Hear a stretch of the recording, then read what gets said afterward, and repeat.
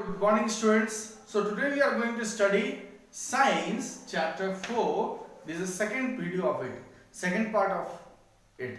So in my previous video of the same chapter, we have discussed about why do we need to wear clothes, right? Now in this chapter, in this video, we are going to discuss about the topic sources of clothing.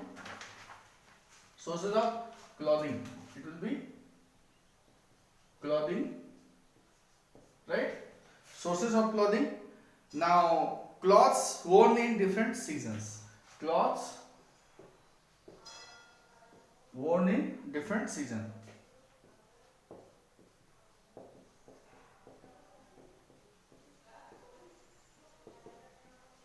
Different season, right?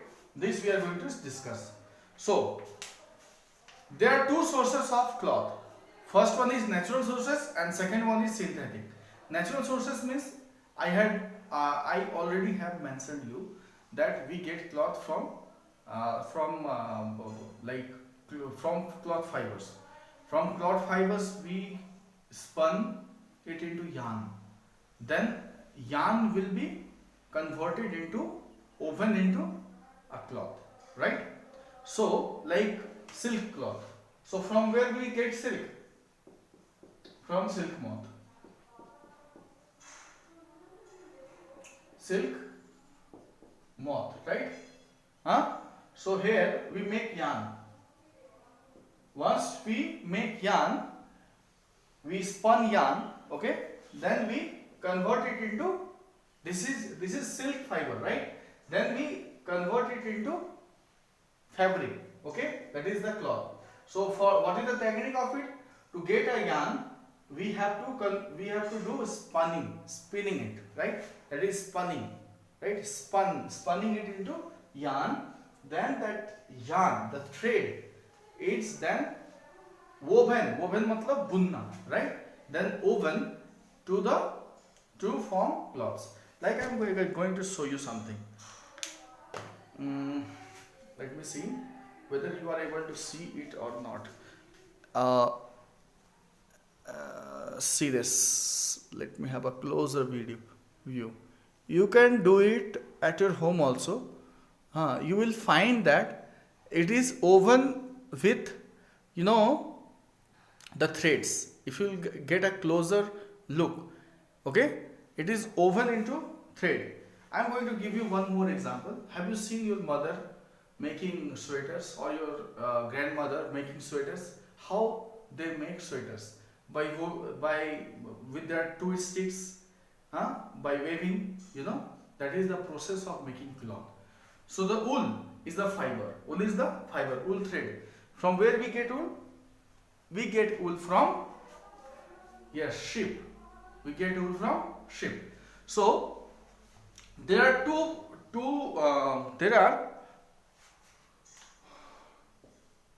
two sources of clothing. First one is natural and second one is synthetic. Okay?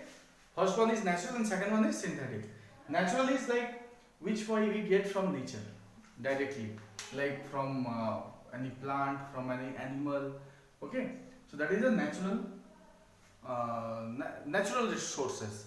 And synthetic sources where we make it. Human being makes it. Man-made. That is That is man-made fibers. Okay? So I hope you understood this. Okay? So what are the natural fibers? They are like cotton is a natural fiber, silk is a natural fiber. Okay? That we get from the sheep, goat. These are the natural fiber. Yaks, camels. So natural cloths are more comfortable to wear as they have thin space which let air pass through it. Why do we feel comfortable wearing cotton cloth? Because it is having thin space which allows the air to pass through it. That's why we feel very comfortable to wear cotton cloth. Alright? Next, synthetic fiber like rayon, nylon, I'm going to tell you a very interesting fact about nylon. Nylon is discovered by scientists of New York. That's why it is taken NY and LO and London, right? So this fiber is made by two scientists, one who is belonging to New York and the second one is belonging to London. That's why they kept this name nylon fiber, and it is man-made fiber, right? Rayon, polyester, these all are man-made fiber. Like, can you see this t-shirt which I am wearing? See this. This is not a properly natural, like it is not made up of natural resources, natural source of clothing. It is made up of, it is a mixture, you can say. I guess company has used some natural resources as well as some man-made. As you can see, this is sticker. It is of plastic type of cloth, okay, which is called nylon, right? Nylon, okay, and it is mixed cotton. It is not it is not 100% cotton. Khadi, you know khadi? Khadi is 100% cotton, which is purely